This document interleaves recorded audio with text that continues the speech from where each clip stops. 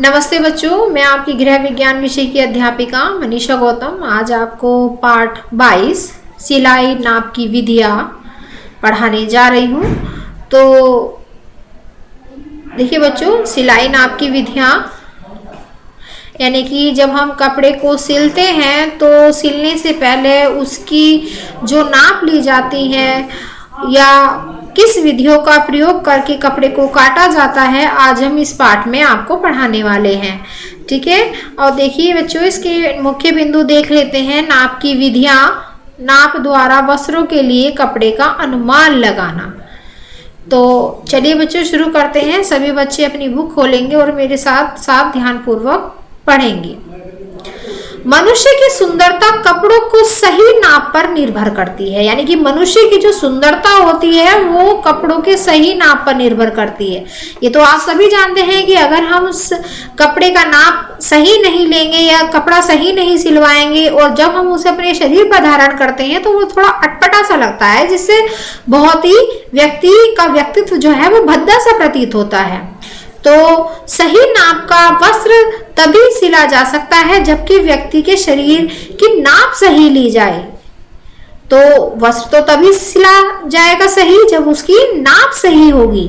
सिलाई सीखने की इच्छुक बालिकाओं को पहले व्यक्ति के शरीर का सही नाप लेने की विधि जाननी चाहिए। यदि नाप ठीक ली जाएगी तो वस्त्र सिलकर शरीर पर ठीक आएगा और शरीर सुंदर दिखेगा। आप पढ़ने जा रहे हैं बच्चों नाप की विधियां। Methods of measurement. नाप लेने की निम्नलिखित 3 विधियां हैं। कितनी विधियां हैं? 3 विधियां हैं। सबसे पहला है प्रत्यक्ष विधि, फिर है वक्ष विधि, फिर है स्कंद विधि। तो सबसे पहले पढ़ेंगे हम प्रत्यक्ष विधि क्या है। इन तीनों विधियों में पहली विधि सबसे ठीक है और सभी दर्जी नाप लेते समय इस विधि में शरीर के उन सभी भागों का नाप लेते हैं जिनकी वस्त्र सिलने में आवश्यकता पड़ती है। इस विधि में नापे निम्न प्रकार ली जाती हैं। अब नापे कौन कौन सी ली जाती हैं वो पढ़ लेते हैं। सबसे पहला है तीरे की नाप। तीरे की नाप लेने के लिए फीते को रीढ़ की हड्डी के ऊपरी सिरे पर रखा जाता है, रखकर कंधे तक नापा जाता है। आपने देखा होगा कि कभी भी दर्जी से आप कपड़े सिलवाने जाते हैं तो वो तीरे का नाप किस प्रकार से लेता है, रीढ़ की हड्डी के ऊपरी सिरे पर रखकर कंधे तक नाप लेता है। सेकंड है कमर की नाप। छाती की नाप की भांति कमर की नाप ली जाती है। यह नाप व्यक्ति के दाहिने हाथ की ओर, दाहिने यानी कि सीधे हाथ की ओर खड़े होकर धड़ के सबसे पतले भाग की ओर ली जाती है। अब है बच्चों आस्तीन की नाप। आस्तीन की नाप लेने के लिए भी नाप देने वाले व्यक्ति के पीछे ही खड़े होना पड़ता है। बाएं हाथ यानी कि उल्टा हाथ से फीते को पकड़कर उसका नंबर प्रारंभ होने वाले सिरा कंधे पर रखकर और बाएं हाथ से आस्तीन की लंबाई नाप लेते हैं। लंबाई नापने के बाद आस्तीन की चौड़ाई की नाप लेनी होती है। यदि पूरी आस्तीन का वस्त्र बनाना हो तो कलाई की गोलाई नापी जाती है और यदि आधी आस्तीन का वस्त्र बनाना है तो आस्तीन की लंबाई जहां समाप्त होती है हाथ के वहां के हिस्से की गोलाई नापी जाती है। अब है बच्चों कंधे की नाप। कंधे की नाप लेने के लिए फीते को अपने बाएं हाथ से पकड़कर व्यक्ति की गर्दन रीढ़ पर रखकर दाहिने हाथ से आस्तीन के सिरे तक नापी जाती है। यह नाप व्यक्ति के पीछे खड़े होकर ली जाती है। अब देखिए बच्चों छाती की नाप। जिस व्यक्ति की नाप लेनी हो पहले फीता लेकर उसके दाएं हाथ की ओर खड़े होना चाहिए। अब बगलों में से होता हुआ फीता इस प्रकार सामने लाना चाहिए कि फीता चारों ओर से एक सीध में रहे।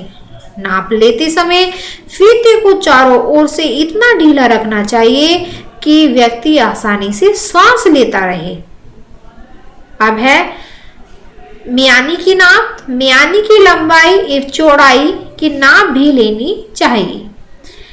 इस चौड़ी मियानी लगाने से पायजामा नीचे से जल्दी फट जाते हैं।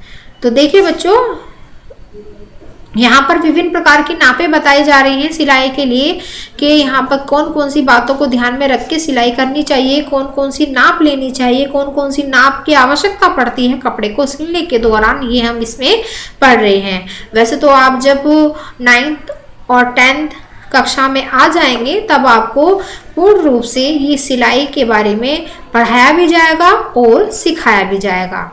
ठीक है बच्चों।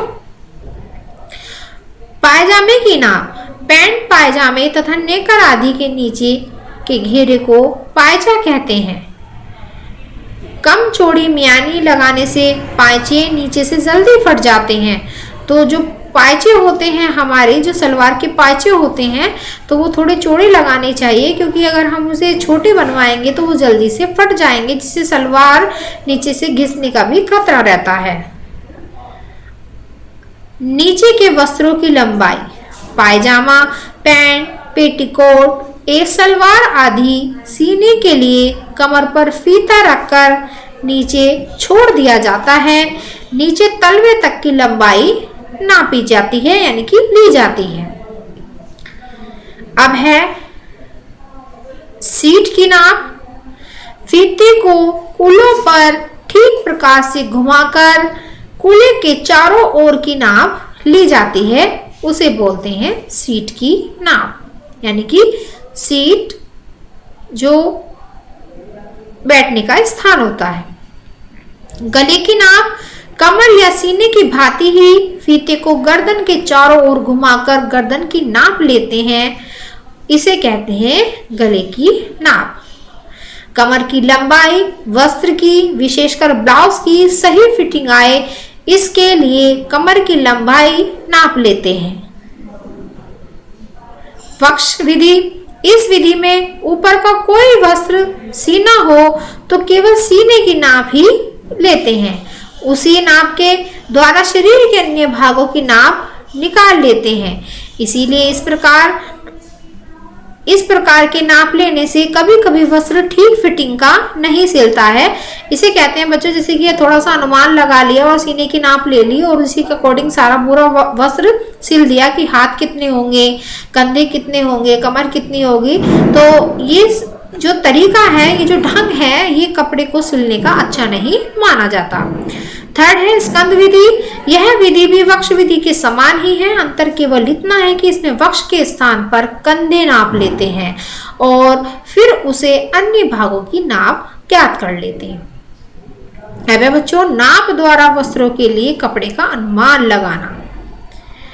आपको किसी का कोई वस्त्र सीना है, लेकिन आपको ठीक तरह यह नहीं पता कि अमुक व्यक्ति के अमुक वस्त्र में कितना कपड़ा लगेगा, तो इसके लिए सबसे पहले जिस व्यक्ति का जो वस्त्र सीना हो उस वस्त्र की नाप कर लीजिए। अब नीचे दी गई विधि से नाप द्वारा किसी भी वस्त्र के लिए कपड़े का अनुमान लगा सकती हैं। इसमें बच्चों की अनुमान बताया है कि अनुमान किस प्रकार लगाना चाहिए। भाई एक व्यक्ति है, मान लीजिए एक व्यक्ति है और व्यक्ति को आप देखकर ही कभी कभी बता देते हैं कि भाई तुम्हारे कपड़े में कि तुम्हारे जो कपड़े सिले जाएंगे, तुम्हारे सूट में 4 मीटर कपड़ा लगेगा या तुम्हारे सूट में 4.5 मीटर कपड़ा लगेगा।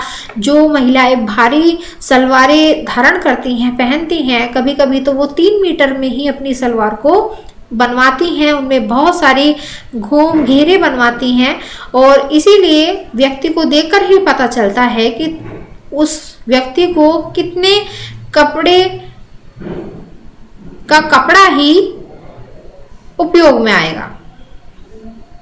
अब है बच्चों, नाप लेते समय ध्यान में रखने योग्य बातें। सबसे पहला है, कोई भी नाप लेते समय फीते को चारों ओर डालते हुए 2 उंगली फीते के अंदर रखनी चाहिए। यानी कि जब भी हम नाप लें तो 2 उंगली अपनी फीते के अंदर रखनी चाहिए। सेकंड है, व्यक्ति को सीधा खड़ा करके नाप लेनी चाहिए। अगर वो टेढ़ा मेढ़ा हो गया, थोड़ा सा झुक गया, तो वो जो नाप ली जा रही है वो बेकार हो जाएगी। थर्ड है नाप बहुत सावधानी पूर्वक लेनी चाहिए, क्योंकि नाप के ऊपर ही पूरा वस्त्र निर्भर करता है। अगर नाप सही नहीं होगी तो कितने से कितना ही महंगा कपड़ा हो वो आपका अच्छा नहीं सिला जाएगा, जिससे आपके पैसे तो बेकार जाएंगे ही, आपका समय भी बेकार जाएगा और आप जिस अवसर के लिए उस वस्त्र को सिलवा रहे हैं उस वस्त्र को आपको पहनकर भी संतोष नहीं होगा। तो देखिए बच्चों, यह पाठ आज हमारा यहीं समाप्त होता है। वैसे तो ये आपको स्कूल में अच्छे से समझाया जाएगा, जब आप स्कूल आएंगे तो हम आपको इस पाठ में जो महत्वपूर्ण विधियां हैं वो आपको स्कूल में ही सिखाएंगे। बाकी हमने आपको इस पाठ के बारे में थोड़ा बहुत बता दिया है। ठीक है बच्चों, तो यह वीडियो हमारा यहीं समाप्त होता है। धन्यवाद।